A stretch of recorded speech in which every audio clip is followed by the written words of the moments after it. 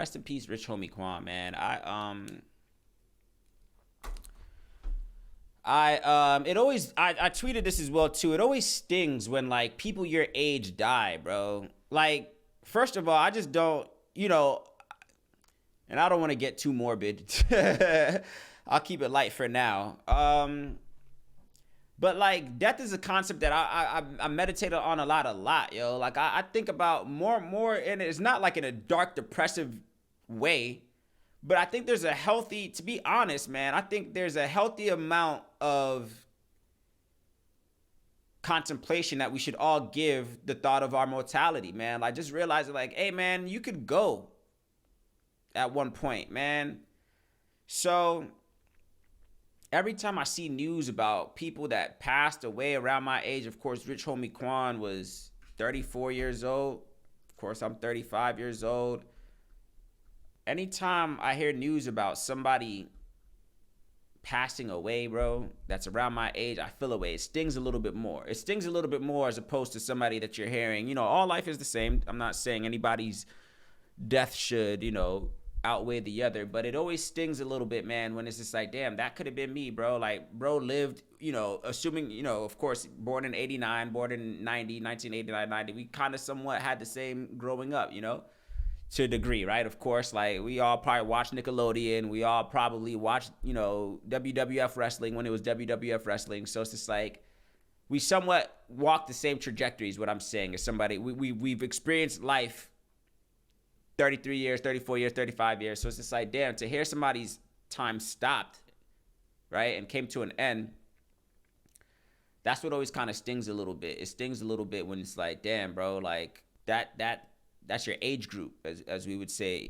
that's your age group, man. That's your peer, So rest in peace to that brother, man. Again, I forgot what years he was really cooking, man. He had a solid run. He was definitely, of course, an Atlanta native. I remember listening to his music. This was like 2011, 12, 13. Yeah. I remember like listening to his music at bars, parties, whatever the case is. He had that like party music, turn up music. He had of course, he was one of those mumble rappers. Of course, mumble rappers where you can't really make out what they're saying, but it sounds good, so we rock to it anyway. He was from that cloth, man. Of course, the Young Thugs, the Migos. He was from that class, man. And I definitely remember hearing a lot of his music that really, like, man, set the mood, set the tone for a lot of good nights for us, man. So rest in peace to this brother, man. Again, man, it's just a reminder, bro. Like, live your life to the fullest. Like, I think if anything, death should serve as a reminder to all of us. It's like, that could be me. Like, I will have a turn. I think every time, like, you guys watch Hunger Games. Remember at Hunger Games, like, every time they would play the game, like, every time one of the contestants would die or get eliminated from the game, like they'll stop for a little bit, they'll play a little tribute, whatever, they'll show their picture on the Jumbotron, everybody kind of stops, give a moment of silence. Like, I think anytime I come across a story of people passing away, bro, like that's what I usually do. It's a reminder that we're all gonna get a turn. We're all gonna get a turn, bro. So knowing that, and it's like we're all gonna get a turn, and knowing that none of us know when our turn is gonna come for us to go, you better treat every day like you got some sense, bro. You better treat every day of your life like, and again, it's so cliche, so cheesy. Oh, live your life to the fullest. Live every day like it's your last. We hear these things, but we don't apply it, bro. Like, we hear it, and it's like, oh yeah, you're right, man. We should live every day like it's our last, but we don't in reality. We put things off till tomorrow. I'll do it later. I'll do it tomorrow. Are you sure you're gonna have a tomorrow? You positive about that? It's just like, oh man, I'm gonna do that when I'm 40, when I'm 50 years old. I'm gonna start that, business, or I'm gonna start writing that book when I'm 40, 50. Are you sure you're going to live to see 40, 50 years old? Who says? You know that for sure? That's the thing that always gets me about that, man. Like, we always confidently put things off for a later day or a later time in our life as if we're guaranteed to see that time. I'm gonna do that. I'm gonna travel more when I retire. I'm gonna, write that book about when I'm 40, 45. I used to tell myself as well too, like, man, one of the goals I have for myself, and there's one thing to have, of course, realistic goals. You're like, okay, cool. When I'm this age, when I'm that age, one of my goals, of course, I've been telling myself for the longest time, when I turn 40, I want to go hard on like personal development for the youth, for like young boys in particular. Like I want to have some type of nonprofit or some type of program where, you know, young boys can have access to resources, man. Like people that like just need a little bit of guidance, a little bit of, you know, like mentorship, basically. I want to be a mentor, of course, to young minority males, or just young males in general, man. Like help them figure out their way in the world. And I keep telling myself I want to do it when I'm 40. And then somebody said, like, why do you want to wait till you're 40? Mind you, I'm 35 now. So it's just like, why wait? Am I going to live to see 40? Why put off that initiative until 40, assuming that I'm going to see 40? Am I? What if that's not slated for me?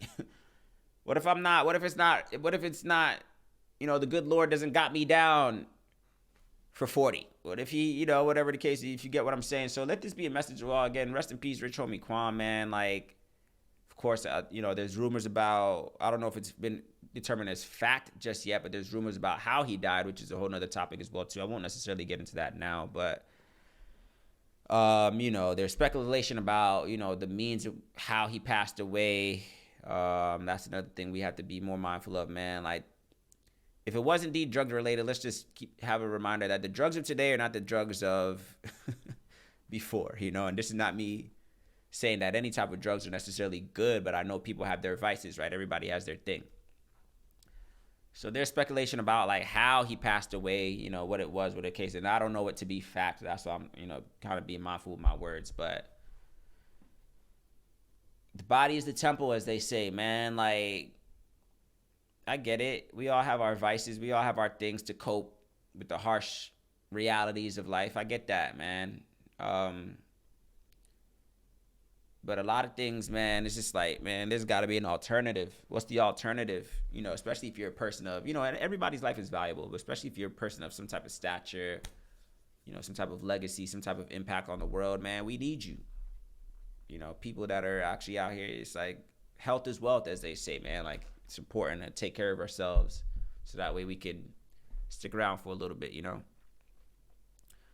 But nonetheless, yeah, sad news. As I said, of course, it always stings when I hear people around my age pass away, bro. It's like, damn, bro. Or younger. So it's like, damn, that could have been me, bro. Like, that could be any of us. Like, there's no guarantee that you're going to live to see 60, 70 years old. Like, there's no guarantee. You think that, but there's no guarantee, bro. So live every day of your life as if it was your last, man. If you were told that, hey, man, you're out of here tomorrow, what would you do today?